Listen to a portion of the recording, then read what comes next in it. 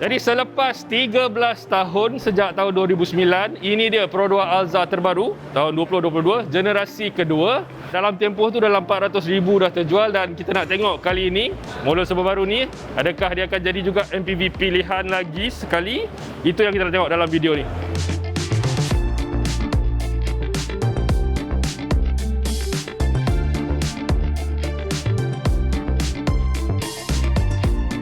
Alza merupakan kejayaan besar untuk Pro 2. Sejak diperkenalkan pada tahun 2009, hampir 400,000 unit telah terjual.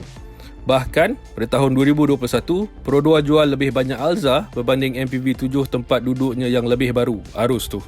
Dan sekarang Alza generasi kedua telah tiba. Ini model kedua Pro 2 yang mengekalkan namanya untuk model generasi terbaru. Apa yang dimaksudkan adalah kalau dulu Kancil dah ditukar nama kepada Viva dan yang terkini Azia.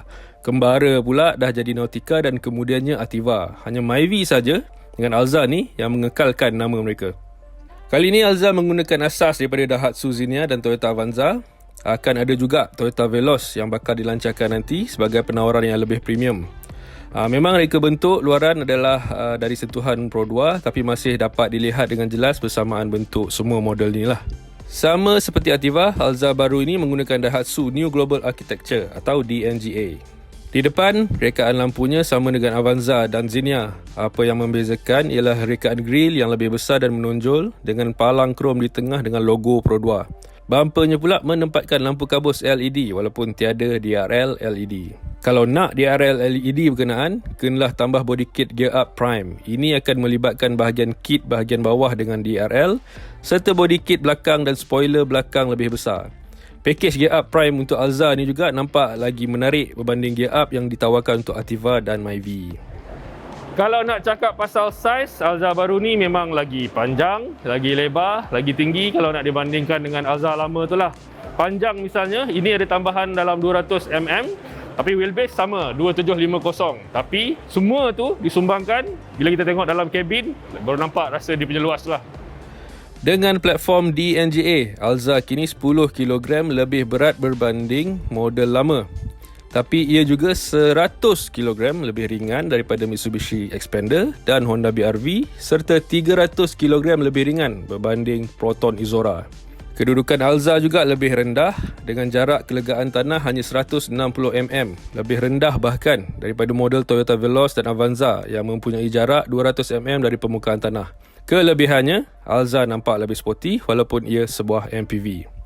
Rim kini 16 inci 2 tona dengan rekaan pusaran yang menarik, tapi bagi Alza X yang paling asas, ia menggunakan rim 15 inci. Pertama kali untuk Pro 2 ialah penawaran brake cakra untuk Alza AV serta ciri Swiss Electronic Parking Brake. Kat bahagian belakang ni pun tak kalah menawan dia. Nampak juga dia punya sporty dia ada, keringkasan pun ada. Untuk saya paling menarik kalau tengok lampu dia. Ini lampu yang full LED, nampak kemas, ringkas dan cun. Dan selebihnya dia masih mengekalkan dia punya image-image yang sedikit sporty walaupun untuk sebuah MPV macam Alza ni.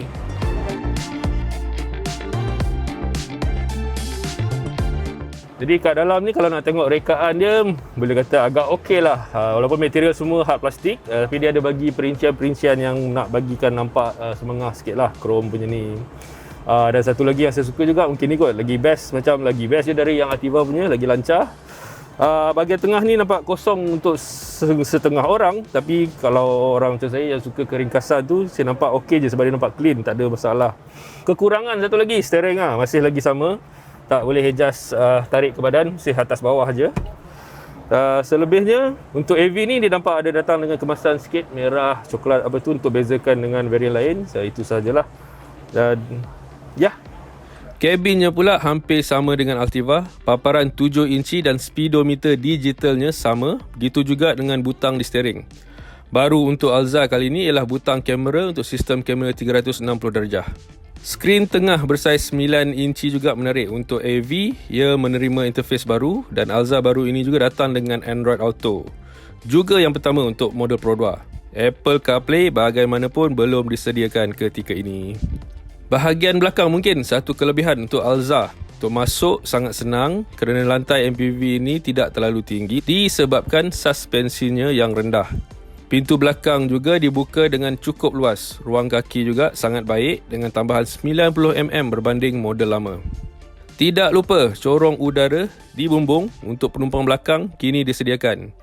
Ini juga ciri yang pertama ada untuk model Pro 2. Kerusinya boleh dialihkan dan dilipat untuk mendapatkan ruang lebih luas. Untuk masuk ke barisan ketiga juga mudah dengan fungsi satu sentuhan untuk lipat kerusi barisan kedua.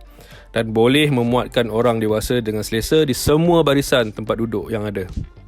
Ruang barangan juga ditambah baik dengan semua kerusi ditegakkan. Ruang yang ada kini 137 liter berbanding hanya 83 liter untuk model lama. Rebahkan kerusi barisan ketiga, ruang yang tersedia akan menjadi 498 liter, naik dari hanya 348 liter sebelum ini. Tayar ganti Alza diletakkan di bahagian bawah kenderaan di luar dengan saiz penuh untuk semua varian. Enjin Alza pula ialah unit 1.5 liter 2NR VE Dual VVTi yang menggantikan unit lama sebelum ini. Ia enjin dengan piawaian Euro 4 naik daripada Euro 3 sebelum inilah. Angka janaan kuasanya juga sedikit lebih tinggi berbanding Myvi dan Arus yang menggunakan enjin yang sama. Alza baru ini menghasilkan 106 PS dan 138 Nm torque. Naik 3 PS dan 1 Nm berbanding enjin Myvi dan Arus. Digandingkan dengan transmisi DCVT yang sama dengan Myvi dan Ativa, Alza baru ini mampu memberikan bacaan penggunaan minyak pada kadar 22 km per liter. Gambaran mudahnya menurut Pro 2, ia boleh dipandu dari KL ke Pulau Pinang dengan minyak kurang RM40. Turut membantu tentulah mod pemanduan Eco yang boleh dipilih melalui butang drive di steering. Alza ada 3 mod untuk dipilih kini, Eco, Normal dan Power. Untuk keselamatan, Alza cukup semuanya. 6 beg udara sebagai standard untuk semua varian, begitu juga dengan ASA 3.0. Ini maksudnya AEB, amaran penukaran lorong dan kawalan kestabilan elektronik disediakan untuk semua varian. Alza AV yang paling lengkap pula turut menerima Adaptive Cruise Control dengan fungsi Stop and Start. Ini adalah fungsi low speed follow yang bermanfaat dalam kesesakan trafik dan pertama kali ditawarkan oleh Pro 2. AV juga menerima Lane Keep Control untuk pemanduan semi-autonomous tahap 2. Untuk harga, Pro 2 Alza generasi kedua ini dijual dengan harga bermula RM62,500 untuk varian X yang paling asas, diikuti Alza H dengan harga RM68,000. Alza AV pula pada harga RM75,500 dengan SST. Itulah tadi sedikit sebanyak secara ringkasnya tentang Pro 2 Alza yang paling baru, generasi kedua, MPV 7 tempat duduk. Kita dah tengok penampilan dia, penawaran dia, spesifikasi, ruang dalaman dan semuanya lah secara ringkas. Jadi apa pandangan anda tentang kereta ni? Berbaloi ke tak? Harga yang lebih tinggi sikit daripada Alza lama tu? Okey lagi kita untuk pilih kereta ni kalau nak dibandingkan dengan abang dia dari Toyota macam mana. So kalau ada apa-apa pandangan, kongsikan dengan kami.